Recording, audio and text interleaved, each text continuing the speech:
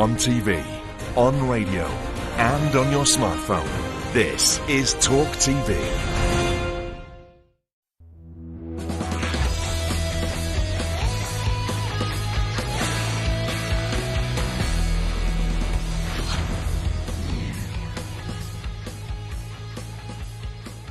Welcome to The Talk, live on Talk TV, the home of straight talking. I'm Sharon Osborne. And I'm Ian Collins, and tonight we're discussing the biggest rail strike in modern history, whether key workers should be prioritised when it comes to cancelled flights, and if TV should be banned in prison. Joining us on the panel are Times Radio's Aisha Hazarika and Talk TV presenters James Max and Mike Graham. Now, first tonight, despite last night's narrow victory, Boris Johnson could face another confidence vote in just 6 months as senior Conservatives look at changing party rules. Under the current system, the PM shouldn't face another vote for at least a year. But, as our political editor Kate McCann told the news desk earlier, a change is possible. My understanding from those around the 1922 committee is that they would be willing to look at changing the rules if they felt there was a change in mood in the party. And some of those dates that you mentioned, the by-elections, the privileges committee, well, that could provide exactly that key moment. So it's a bit of a wait and see. It might not happen instantly, but there is a potential here that those rules could be changed and the Prime Minister could then be in significant danger. But as MPs like Philip Davis, who voted against the PM, say the party must accept the result of the vote. Yeah, look, the Prime Minister won the vote fair and square. And my view is that you've got to accept the result. If you lose a vote, you accept it. That's the whole point of democracy. We can't have a situation whereby every time somebody loses a vote, they won't accept the result. We saw that with Brexit, and I was opposed to people not accepting that result. I'm not going to fall into the same trap as they did. So, as the Tory civil war continues, despite Boris winning by 63 votes, should Conservative MPs be allowed another vote on his leadership? And this is just it's kind of another classic case. It's a beauty, really. The Conservative Party just cannot get their ducks in a row. I mean, Philip Davis was absolutely spot on. Look, Boris won the vote. Some people might not like it. It might have been undesirable. Wasn't quite as good as treason. All of this business. However, he won the vote. He survived the vote of no confidence. And on top of that, it was only, a few months ago, they were having a pop at Boris Johnson when he wanted to change the rules on issues around standards. And everybody was losing their what's-it over that. And now some of the same people who thought that was outrageous want to change the rules, Aisha, on this so they can get rid of him again. Well, I think this is going to be very much guided by what happens in the coming weeks and months, because this nightmare is not over for Boris Johnson. In a way, it's only just begun. It's very, very difficult to send a message to the public that they should trust in you when 41% of your backbenchers have turned against you. Now, I know from my own experience working in politics, when the knives are out for a leader, it's very, very difficult to swing it round again. I remember with Gordon Brown, David Miliband was planning a coup. I don't know if you remember, James Purnell resigned, Caroline Flint resigned. Now, Gordon Brown managed to actually convince them not to actually mount a leadership challenge, but the damage was already done. Now, you've got 2 by-elections coming up on the horizon. You have this Privileges Committee, which is going to be absolutely critical. And what happens with the Privileges Committee is if they find that he has misled the House and their sanction is that he should get suspended, which is a big deal for a British Prime Minister. No British Prime Minister has ever been suspended. That will have to go to a vote in the House of Commons. Now, 148 of his own side just voted against him. Will they too vote against him come this vote? So whatever the rights and wrongs about it, there is the realpolitik of what is happening in the Conservative Party. The problem for MPs, we're just chatting to some Conservative MPs before we came down, they can't move on because Boris Johnson is the problem. It's very difficult for them. They want to save their seats.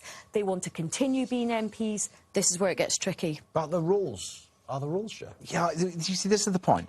I think most of the country, although I really understand all of the things you're saying, and I totally get why those who really don't want Boris Johnson there, really would like to get him to go and really want him gone, are all still going on about this, and all the sort of people within the Westminster bubble. But around the country, we have people who are genuinely facing real problems. We've got a cost of living crisis. We have to rebuild our economy post-Brexit, post-pandemic. We have to move on. And also post-tech as well, which is really interrupting so many different things. We've got levelling up. We've got a whole range of things that need to be done. We need to stop government wasting money on all sorts of ridiculous projects. We need to stop them lying. We need to, get them to lead. So all of these things, I just want, and I'm sure people up and down the country just want a government who are going to get on and do it. Boris is perfectly capable of doing it, but with all this noise, it makes it impossible. I think the problem with that, I think a lot of people will have sympathy with that, but if you look at the polls, the majority of the public want Boris Johnson gone because they don't trust him to deliver on all these things. I'm not sure that's true I'm about not sure that's Conservative true. voters. A lot of Conservative voters think this is beginning to look like a kind of a Trump witch hunt, where they're just going after Boris Johnson and they're trying to get him any way they can. And if they didn't get him last time, they'll try and get him a different way. And if you have to try and change the rules in order to get the guy to leave, get what you want, then that doesn't look like it's a very fair deal. It's not. He's got a year at the moment. I think if they change that, they risk losing the people who voted Conservative at the last election and gave him that massive majority, because an awful lot of them just voted for Boris. They liked the idea of Boris Johnson, and they still do. Yeah, he's got a year, and I think that he deserves that. Look at his vote. It wasn't a Theresa May where he just slipped in. He did much better than that. No, he didn't. He didn't. She got 63% of the party backed her, 41%. 41%. Voted against him. He did worse than Theresa May. He did. Yeah. But she resigned. He ain't going to resign. No, he's not going to resign. But she didn't resign immediately. She resigned 6 months later. I know. But the thing is that Boris Johnson really needs to sort himself out. And I agree. If he doesn't start delivering, he is going to be in real trouble, because I think people want to see the agenda that he promised at that election. He's got a year to do it. Let's ask the public decide whether or not he gets booted out. You're right, and one of the key policy things is levelling up, right? People really, I think that's a good agenda. Everybody across politics thinks that's a good agenda. No delivery on it. Do you know what announcement was sneaked out last night? They've cancelled a significant part of the infrastructure project on trains, which is all part of the North and levelling up. They're not delivering, James. He's not delivering. That's the I problem. agree he's not delivering, and he's also not delivering on, for example, taxes going up, not down. Yeah. On petrol, if you have a look at the cost of petrol in the pumps, that is affecting individuals, families, businesses up and down our country. This needs action now. You have a look at what they've done across everything is going up and up. So government has some ability. 60% of every litre that you buy of petrol pretty much is tax. So they do have some leverage to move that and make a real difference, and that would actually help reduce our inflation. But Jay, isn't part of a contest like this, you put it out there, you ask Conservative voters, do you have confidence in the Prime Minister? X amount say yes, X amount say no. He survives the vote. So isn't the spirit of that, OK, Prime Minister, now we voted, you've heard what the backbenchers say, now get to work, get back to it, Parliament, keep running president. Even if you're not a supporter, Mike, of the Conservative Party, absolutely. Surely we all want our Prime Minister to succeed, even Aisha. Also, I'm sure she wants Boris to succeed. I mean, I think he's actually better when he's under fire as well. He's more likely to do the things we want him to do, and even some of the things that you want him to do, if he's under threat of losing his job. But I detect at the moment very much a sense in the country, a bit like it was in 2019, with Brexit voters who say, basically, the parliamentarians are out of touch with the rest of the country. They think that he should go. They want him to stay.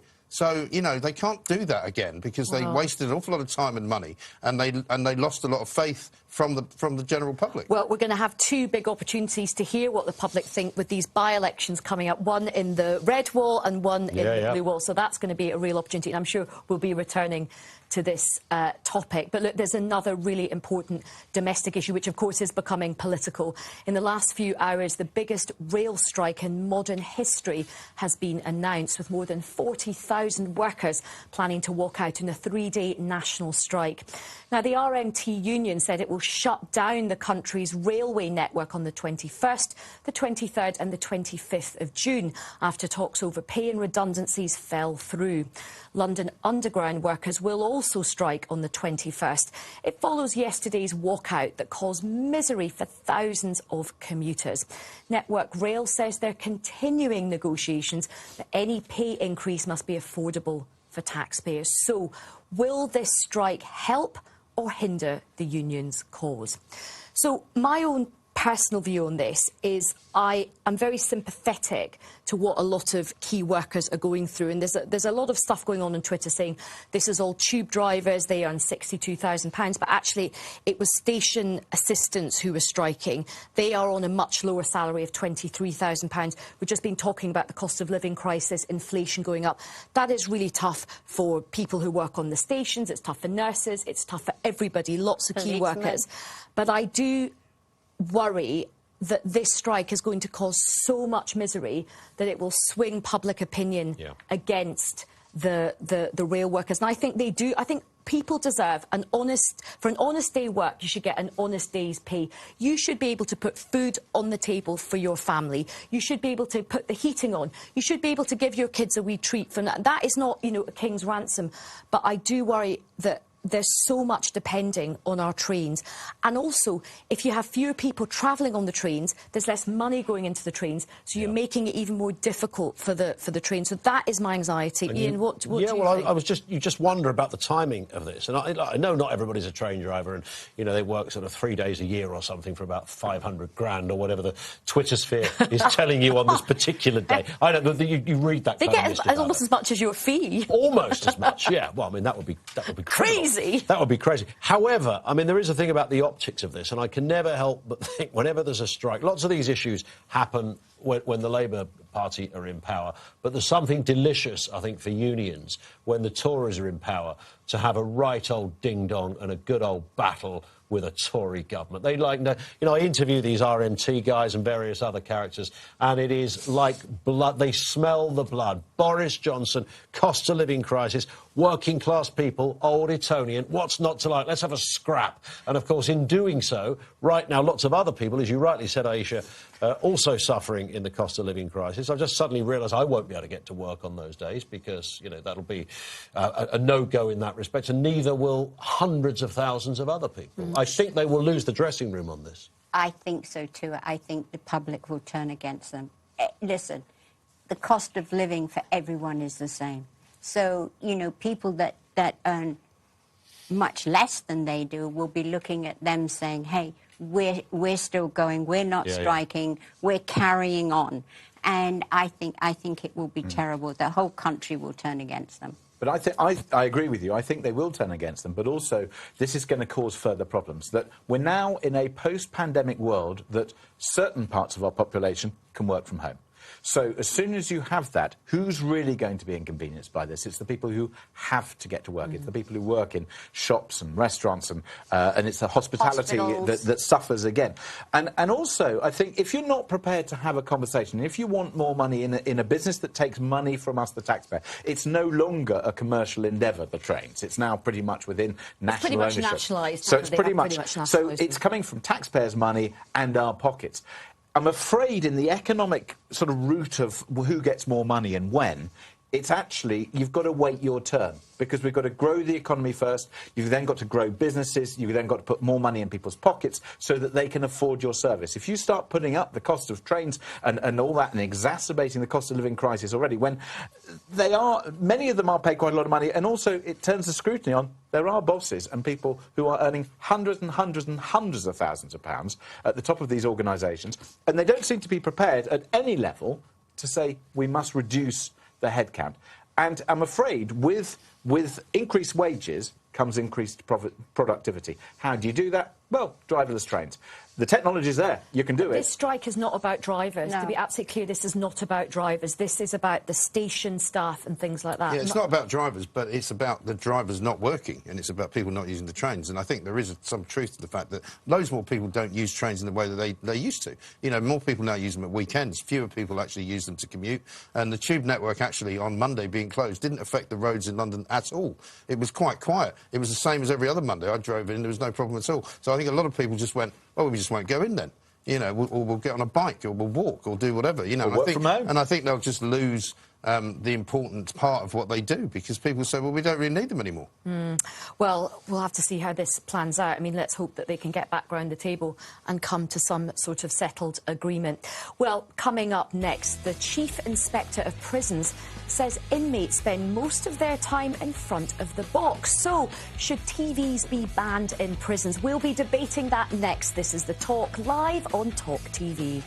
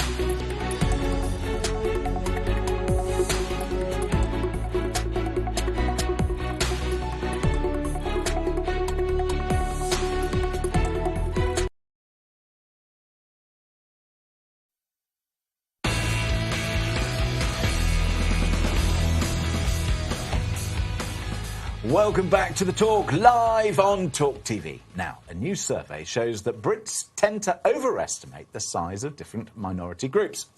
The results of the YouGov poll show many respondents think the UK is actually more diverse than it really is. They thought 20% of the population was black, but actually it's more like 3%. They estimated 5% are transgender, when it's less than 1%. They thought 15% of the population was Muslim, when it's 4%. People guessed 10% were Jewish, when it's actually around 0.5%. And they estimated 1 in 5 people were vegan or vegetarian, but it's less than 1 in 20. So, what does this survey reveal about us as a society? Because the thing is, we're so bombarded by adverts, both the ones in magazines and the ones on television, that have got every kind of mix possible. They've got sort of beautiful mixed-race families and same-sex couples and you name it, it's everywhere. And the pendulum needed to swing. The question is whether the pendulum has swung too far, and now the metropolitan elite, they've overtaken everything, and in fact, they've forgotten to look around the country where the racial mix is much smaller than we might have, and even in those urban areas, it's not that great. Do you think we've just gone too far? Do you think that the pendulum has swung too far, Mike? I think the media's to blame for most of it, really, because, I mean, for some reason, they don't look around outside of the cities of this country. You know, the BBC are based in London and Manchester. They're not really anywhere else. They reflect what that is and what it's like, and they're multiracial kind of areas. London is a very multiracial city. But if you go down to where my kids go to school in Sussex, it's almost completely white, and while the transgender lobby makes an awful lot of noise, there's very few people actually affected by any of the changes that they want to make to laws and, access to women's toilets. I mean, these are not issues that people talk about anywhere, really, apart from sort of on Twitter and in the metropolitan elite, where you're told, well, we better recognise this particular gender. I mean, there are some organisations now recognising 100 different genders. I mean, there aren't 100 different genders. I'm sorry, there just aren't. OK, let's not go down that particular rabbit hole. No, because it's just not. Because I've been there before, and it's an ugly place to go. No, but you see, I might have a slightly more nuanced view than you. Yes. But how did that go for you? Quite badly. Anyway, Aisha, look, what do you make of this? Because on one hand, we had to do something. Our country was racist, sexist, homophobic, transphobic, you name it, everything phobic. And it still is. There is a lot of it about. But on the other hand, do you think that the metropolitan elite, that the media, do you think we've gone too far the other way and we're so desperate to please everybody that we've actually built up this picture of it's not us either? So I'd probably take a slightly different view on it. I think one of the reasons why people think that the numbers are much higher is because certain sections of the media won't stop banging on about it as well. And certain sections of the media whip up a hysteria. Yeah. They're coming over here. There are swarms of people coming over. We're being, there's a sort of replacement fee, taking our jobs, taking our women, taking this, that, the next thing. So I think there's a bit of a hysteria from the media which has driven this. I mean, I was looking at some of the statistics. I mean, this is from a prime ministerial report. I mean, almost 14%, this is back in 2018, almost 14% of the population are categorised as black or Asian or minority ethnic. You're right, in the cities it tends to be high. Not just London, Birmingham is a very diverse city. Bradford, Manchester, Glasgow, where I'm from, has got a big, ethnic community as well. I just think we've got to chill out about this. I just think we are... One of the great things about this country is we've always been an outward-looking country. From our history, we welcome people into this country. We have strength culturally, economically, socially in our diversity. When are we not going to get upset, though, when either an advert is all one particular race and not a sort of like a multi-universe, in trying to please everybody and please nothing? What do people do? Who cares? Who cares? But I think people do care about it because it doesn't necessarily reflect them. It's often right-wing newspaper columnists that get really upset about it. Everyone else is like, chill out, get on with your life. Yeah, it's like, what are people doing? Counting how many black or Asian people or whoever, minority group they obviously have been for this. But it's, I'm sorry, it's like, who cares? Is the advert good? Is it funny? Do you want to buy that? No, next. But you say that, Sharon. I went through and I'm going to share this with you guys. I didn't share it with many people, but I will share it with you. A very dark period where I thought there was something wrong with me because I was watching a lot of the cookery programmes and seeing the magazines and stuff online, and because I wasn't a vegan, I thought there must be something going terribly wrong, and I kind of had a quiet moment, a few weeps in the corner at the idea that I like to munch on a lamb chop every now and again and feel very guilty about it. And then I see this survey. I discover there's only about 8 vegans in the country, for goodness sake. I was made to think that half of us were suddenly indulging in this plant-based diet and no meat and all the rest of it. It turns out to be a nonsense. When you get these big multinational global fast food companies going, we've got a plant burger now. Well, apparently there's not that many people that want one. Yeah. So I don't know what they're doing. But I think it also shows how useless polls are. So before you start concluding things about Boris Johnson, you can see why they get things wrong. But just to give a slight counter, one of the things that I definitely felt growing up was that I never, ever saw, it was very rare to see any black or Asian people really on telly. So when I was growing up on EastEnders, Geeta and Sanjay were like the only kind of Asian people. And then years later, I did a play and it was with, like, Geeta from EastEnders. No. And it was like, this is And so I think it's great to see more representation. You know, there's that phrase, if you can see it, you can be it. And I think that's very encouraging for young people from all different backgrounds. And also, one of the interesting things is if you do look at the census and you look at how things are changing, mixed race couples are growing. So mixed race children, which is the absolute beauty of families and cultures and, you know, love coming together. That is a whole new, like, portion of our society which is growing. I mean, Sharon, how does America deal with it? Because, you know, America has, in some ways, a much more complicated relationship with race than perhaps we do here. But on the other hand, it's in many ways more advanced. It is, but at the same time, too, it's known. People who work in advertising or TV or film know that you have to have so many people of colour.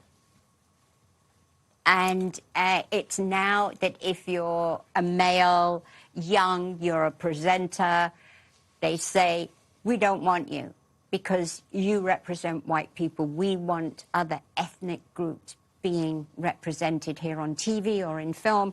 And it's actually white young people that are having a problem finding work in TV, film, and do you think radio. that pendulum has it swung too far then, do you think? It'll swing back. It will. It will swing back. Everybody is so nervous walking on hot coals. You can't say that. Don't look at them that way and this, that and the other. And everybody's scared to death. But nobody can carry on with that scared feeling, so nervous. You have to be politically correct. Don't say that word, or you can't say black coffee or this, that, the other. It will swing back and it will be where it should be, right in the middle. And that's where we're going to take the pendulum now, because we're going to move on. The Chief Inspector of Prisons has warned inmates that they're spending most of their time watching television or sleeping since the beginning of the pandemic. Charlie Taylor said workshops and classrooms have remained empty and fears that there will be a price to pay for prisoner boredom with higher rates of reoffending. He also said a lack of staff was affecting how prisons are run. And so now, with reoffending rates around 40% for adults, over 60% for children, should we take away tellies and get prisoners working? Well, I've always thought that the prisons in this country just don't work terribly well. I mean, some of them are privatised, some of them are run by Her Majesty's Prison Service, which comes under the auspices of the Justice Department, the Home Office. None of it really works terribly well. I was quite surprised. I looked up to see how many people are actually in prison in this country, and it's not as many as you might think. It's only about 90,000 people, which sounds quite small to me.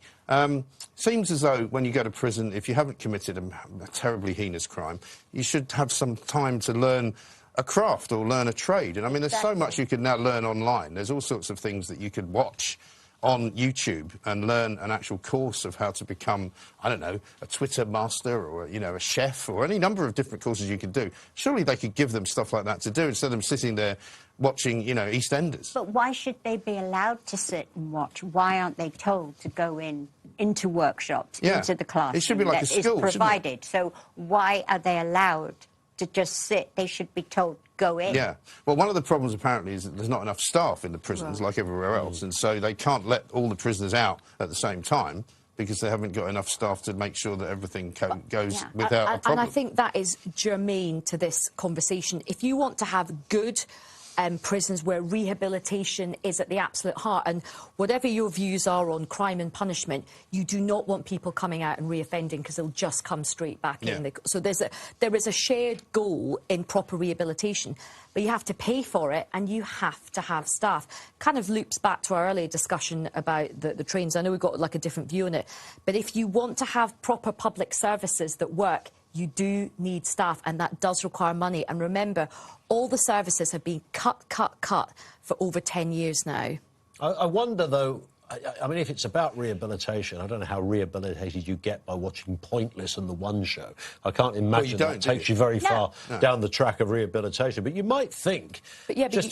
But is there not a way to somehow work out what you watch on television? If you go to a hotel room, they will, you know, they have channels that you can watch some. And James, when you stay in a hotel and you go for those special channels, obviously, you know, they're hypothecated so that only some people can watch them. Stop, just look in the mirror. My point, anyway, my point is that surely you could say there's educational channels, there's documentary channels, there's channels that might do you some good. That's Why could you not do that? Why is that over the top? Yeah, Why but the obvious answer to this is really simple. No, the obvious answer is you don't ban television, you just restrict its use, and you try and make sure that, of course, rehabilitation is part of it, and there are certain things that you can and should do. To ban television is... You should earn it. Yeah, I mean, I think leaving right people in a cell to just stare... I mean, the biggest problem in prisons, actually, at the moment is drugs. There are so many drugs in almost all the prisons in this country that most of the people in the prisons are off their face on spice or dope or heroin in some cases. I mean, it's terrible. They need to fix that. I mean, I just think your idea of restricting television is just, that's just not going to work. These are sort of grown-up people.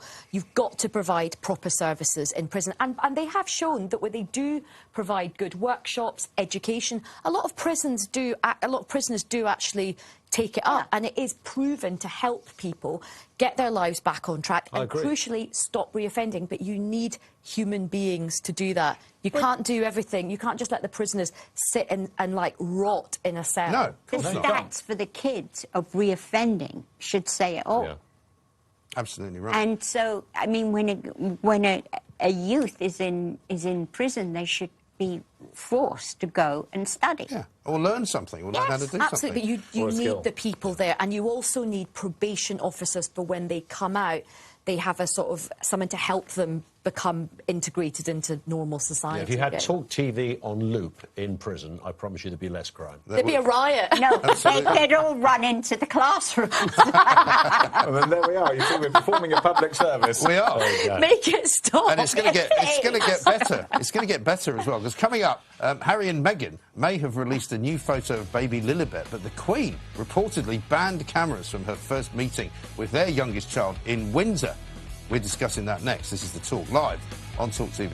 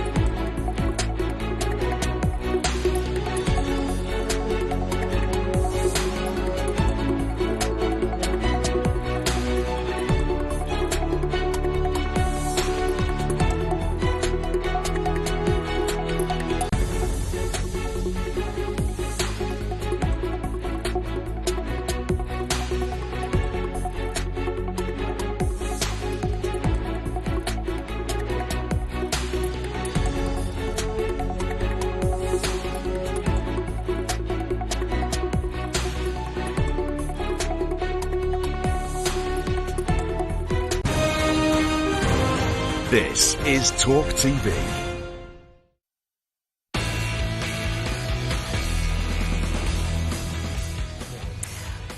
Welcome back to The Talk, live on Talk TV. Now, thousands of British tourists, including teachers and doctors, have been left stranded abroad following more flight cancellations. BA, EasyJet and Wizz Air today cancelled more than 150 flights between them. Airports have been grappling with months of disruption, leaving holiday plans in disarray. The aviation industry is struggling to recruit new workers after letting thousands of people go during the pandemic. So the big question tonight is, should you give up your seat for a key worker? Ian Collins. Well, are you feeling generous? You know, here's the crazy thing. It depends how you define a key worker. During the pandemic, we were key workers. Yes. If you were working on the radio, you were a key worker, which is extraordinary, but nonetheless. So it depends what you mean by a key worker. If there's a heart surgeon who's stuck in Morocco, who's got to get back to do a bit of cardiac surgery, then obviously let her through to come back and do it. But, I mean, if you're just, by definition, you happen to be a nurse or you happen to be a train driver or something, another key worker, does that give you a speedy boarding straight onto the jet to come home or go off or whatever it happens to be? Or straight onto the jet that won't take off. I was going to say, you could get there and it won't go anywhere anyway. Yeah, so what are we talking about? There are people, I was watching the news this morning and there's all of these families stuck. They cannot get back. It's unbelievable. And they're having to lay out more and more of their own money to stay in a hotel and feed their kids.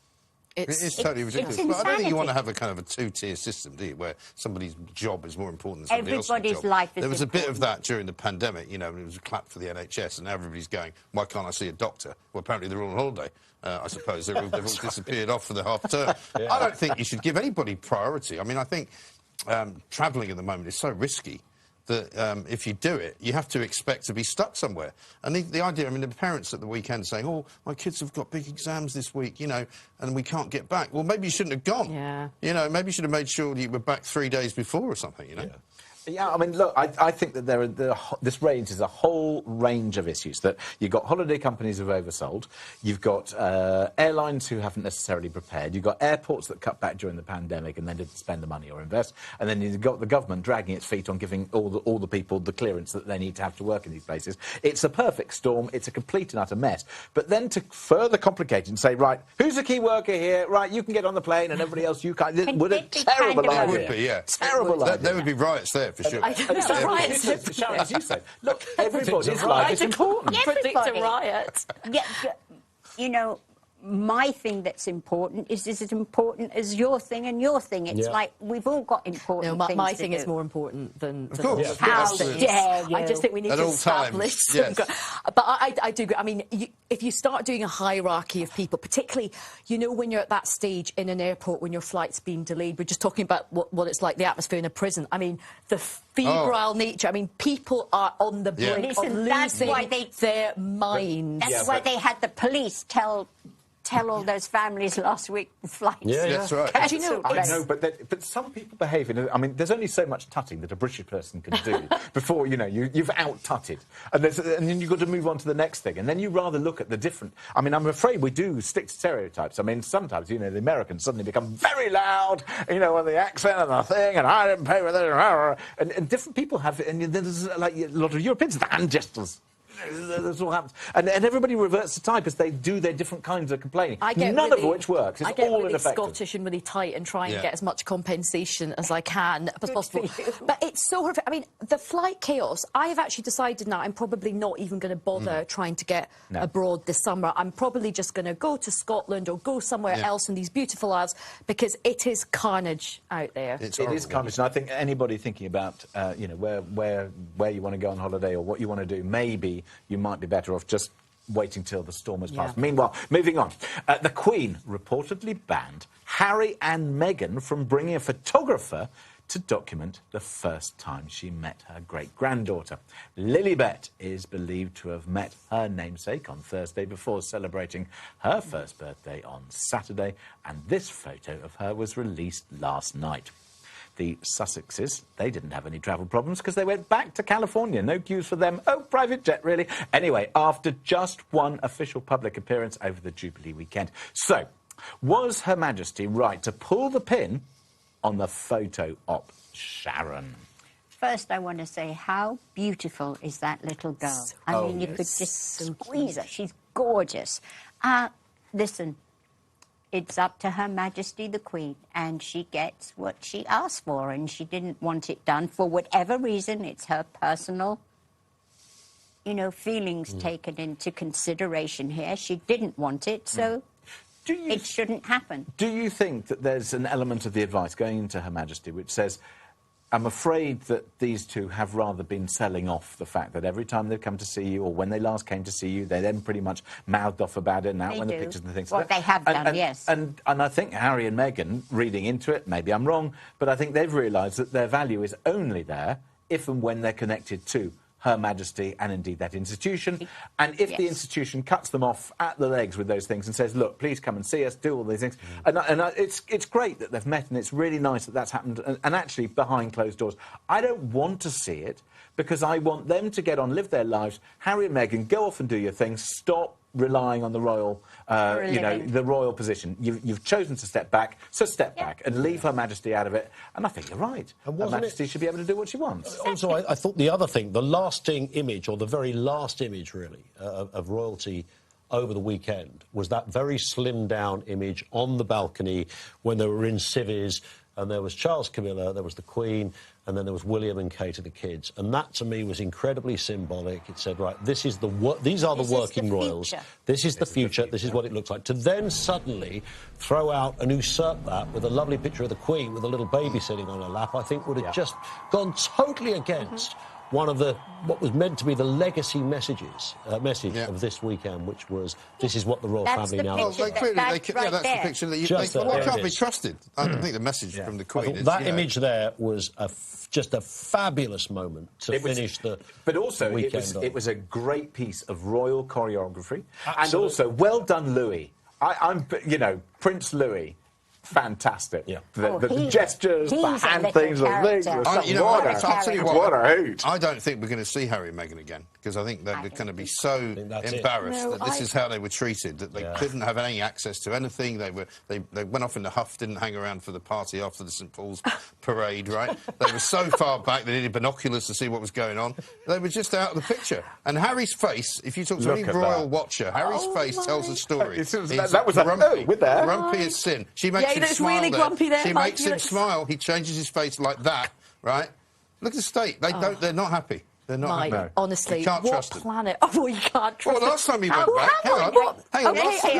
I'm in the minority again. You are, but hang on, last time... Let me say now, in terms of sticking up for them, I think they played it brilliantly. I think the Queen, what the Queen wants, the Queen gets, and I actually agree. I think it was right that it wasn't overshadowed by that picture. I think what was so telling was how many cheers they got when they arrived at the venue. It's like, you bothered to show up. Well, no, the public still really liked it. I'll tell you what, the public get it right. They cheered Meghan and Harry the loudest, and they booed Boris Johnson and Harry the loudest. The public You're playing to the public get it. The public, there were loads of cheers for Meghan and Harry, and I think they played it. Sharon, it was a very small... They all cheered for me to the biggest crowd ever. I am not Nadine Dorris. Please give me a break. But I think they handled it really well. And actually, what was really, really nice is that they were actually near the Queen in Windsor, because they went back to Frogmore Cottage, and it was lovely that they spent time. And I think you all guys are just a bit annoyed that the Queen has let them back in. Not at all. No. If they return, another riot. There you go. Another story. I think they were very dignified. They were very, very dignified when they were here. They didn't put a foot wrong. Yep. They were given restrictions. They kept to those restrictions, and people power have for a them lot of for affection for them. They have stardust. That couple. They do have stardust, but to an extent. Except they also have green mess, because they went back on their private jets. Stop preaching to us. We've had enough. Go away. Live your private lives. Don't take any more money. You would get a private jet if you could. Yeah, but I wouldn't then tell people not to do it. Otherwise. Not telling people not to do it. Other than all their environmental green nonsense. But it's about travelling ethically. That's different. Oh no, load of old rubbish. Hypocrisy. Right. Get back to LA where they belong. Meanwhile... What is wrong with them travelling first class on the plane? Exactly, there's nothing Well, exactly, if they've got the cash. Anyway, meanwhile, coming up, we all know, we could talk about this forever, we all know that Mariah Carey's festive hit on Christmas news, All I Want for Christmas Is You. But now someone's suing her for £16 million, saying that she stole the song. We'll be discussing that next. This is The Talk, live on Talk TV.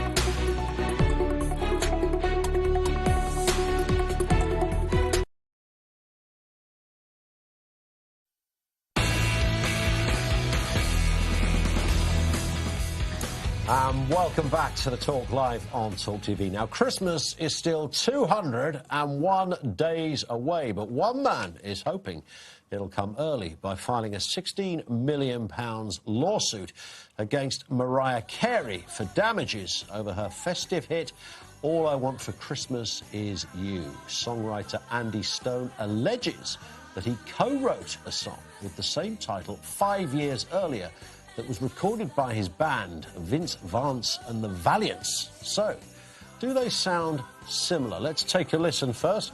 Here's Mariah, the one you probably know, the Mariah version. Now here's the song by Vince Vance and the Valiants, hoping to get a share of Mariah's £47 million royalties. Have a listen. So there it is. That song was a minor hit in the USA, while Mariah's version has sold over 16 million copies worldwide. Do you think, though, they have a claim? Sharon, I know you and Ozzy are massive Vince Vance fans. Oh, we're like that. You're always at the gigs. Always at the gigs. Always. Fantastic. What do you make of it? You've seen this kind of stuff in the music industry many times. All the time. It never stops. I mean, not only with music, but with people who write books, write theatre shows. There's always somebody there that said, I gave you the idea, I gave you the melody line, you know. But listen, why have Vince Vance and the whatevers waited so long? If it was 5 years before, Mariah's record is a hit every Christmas, so it's not like they could have forgotten about it. Every year they hear it again and again and again. So it's look, all it is the same, is all I want for Christmas is you. It is tricky, isn't it, Mike? Because, you know, as it, Sharon said, I don't think it sounds anything like it. But as Sharon said, it's very easy for someone to say, well, I had that idea. Some people have simultaneous ideas. Some things sound a bit alike. And with a festive song, there's further limitation. Well, that's you get a few jingly bell bits. There's always lawyers, isn't there? There'd be a lawyer that somehow has been talking to Vince Vance somewhere in or some family member that says, you said that in your song. We might have a case, you know, no win, no fee. We'll go for them. We'll see what we get. There's a case with Ed Sheeran that I want to show you. We should play it. There's only so many notes and very few chords used in pop music. Coincidence is bound to happen if 60,000 songs are being released every day on Spotify. There's 22 million songs a year, and there's only 12 notes that are available. So pretty good point. There you go, when you've got 12 notes to choose from. But also, it's not as if the lyrics, which is, I think, what they're going after, are that, you know, all I want for Christmas is you. I mean, it's the sort of thing that would come out of a sort of Christmas crap. Well, it's like happy birthday to you. Yeah. Well, exactly. So it's all a little bit of a nonsense in my mind. But then also, we've had particularly American lawyers are just sort of like rapacious with their view that they can just go after anybody. And look, they do say in business that an idea is just 5% of it. So it's 5% inspiration, 95% perspiration. And Mariah, I mean, she wills it out every year. That's perspiration. She's done it, made it, got it. That's the hit. That's the one we want to hear. And you know what? It's just somebody money grabbing. I mean, you know Mariah, don't you, Sharon? So yes, I do. She's not likely to just suddenly go, oh, yes, OK, I made a terrible mistake.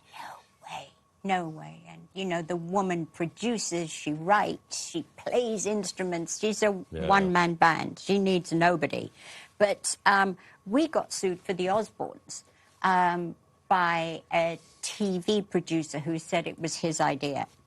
And when we were in court, the judge asked my husband, who writes your lines for you?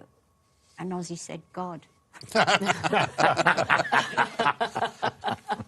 Brilliant. Yeah, and that's, you know, there's everything that's hugely successful. There'll always be somebody trying to cling on. Yeah. That's exactly it, isn't it? Success has many fathers and mothers, and failure's an orphan.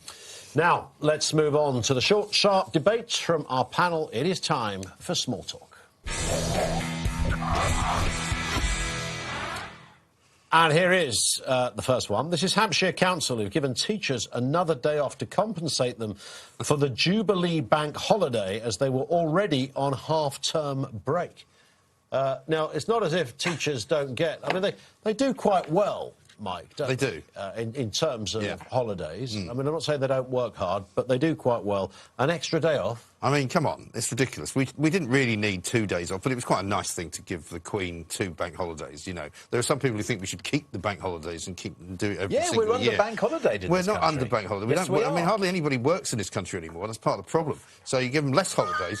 I would make the teachers work in the schools more than they actually do, so that when there is a holiday, they have to work at least 4 weeks of it inside the school, doing what they say they're always doing, preparing lessons, which, of course, nobody knows that they do. This is why Mike is on the radio. Get them off the plane. Get them off the... Come on, get them off the... It's a get them off the plane. Simmer down. Simmer down, Palace. That's a 4 out of 10. See me. Mike, you're in detention. Aisha, you have the next small talk. Well, this is a really interesting topic, and there's a bit of a debate going on about it in terms of social media. Should you be able to edit your texts and tweets after they've gone out? Now, Apple has beaten Twitter to launch this new edit button, and it means that you can unsend your messages, or you can edit messages. I don't like this idea. I think when it's out there, it's out there. Well, you've never sent a message that you regretted sending? Or to the wrong person. Yeah, I have done. Oh, yeah. To the wrong person. But that's that could be life. tricky. It's life. Oh, no. It's But life. I always want to It's know awful. Yeah, but when you sent the wrong thing, and then when you see on your phone it goes message deleted, it's like, oh, the first thing I did is, what did you say? Yeah. What did you send But me also, that was even wrong? if you've Who just, was it even meant if it's for? just a grammatic thing or a factual thing, you think, oh, actually, I've got that wrong. I'd quite like to re-say that. You just say fat fingers, sorry, haha. You know. But how is? Well, that depends, Yeah, but there are some that depends words what that you come up said, that are very right? embarrassing. Depends what you said. Depends what you've said. Yeah. Sharon, you've got an absolute beauty for us here. Oh, yes, I do, especially if you like a good curry. Johnny Depp wraps up £50,000 bill in a wonderful curry house in Birmingham. What do we think? I think if you've got that sort of money, then spend it how the heck you like. How many people? I mean, it must have been a lot, presumably. I don't know. I think 20 friends. Yeah. And No one's going to forget that. That's a lot of money. That. I And mean, I think that- if I was given a chance, I Yeah. would go, you know him. I'm assuming that was one heck of a night. He's a very generous man, and I think that a lot of this must have been a tip that he put on for the staff of the restaurant, I think. Because that's like a couple of grand a head, isn't it? Or more. I think that's. I mean, no one's going to remember anything about that night. It's not going to be a night you never forget. You've got the pictures, but those are they've the got night the you send all the pictures, wrong yeah. pictures. Yeah. That's the one. Look who I'm with. I don't know. I still think, given everything that's happened, I think for him a sort of period of just silence would have been quite good, rather than flaunting it all around. Oh, no, Stop he's himself, like... can he? He's done the curry house I in know. Birmingham. He went to the pub in Newcastle and Gateshead. petted a badger in Tunbridge Wells, for goodness sake. Extraordinary. What a curious He's on a pub scene tour, here. I think. Yeah, I think he has. I mean, who wouldn't want to do that? Oh, a pub tour, yes, please. Well, thank now we you. can see how he's gone through $600 million, which I read the other Exactly. day. No, They've been because through. he's a lot of overly curries. generous. It's a I lot. mean, and he'll do it again, too. I think he's just doing it because it's Amber Heard's money that she doesn't have. So he's like, "Wait, everybody, curry's on me." I think That he's is earned a it. few That is quick all mistakes. we've got time for tonight on The Talk. Big thanks to our panellists, Sharon Osborne, Aisha Azarika, James Max, back on Talk TV at 5 a.m, followed by Mike Graham at 10, and we'll see you again tomorrow night. Next on Talk TV, Daisy McAndrew. Good night.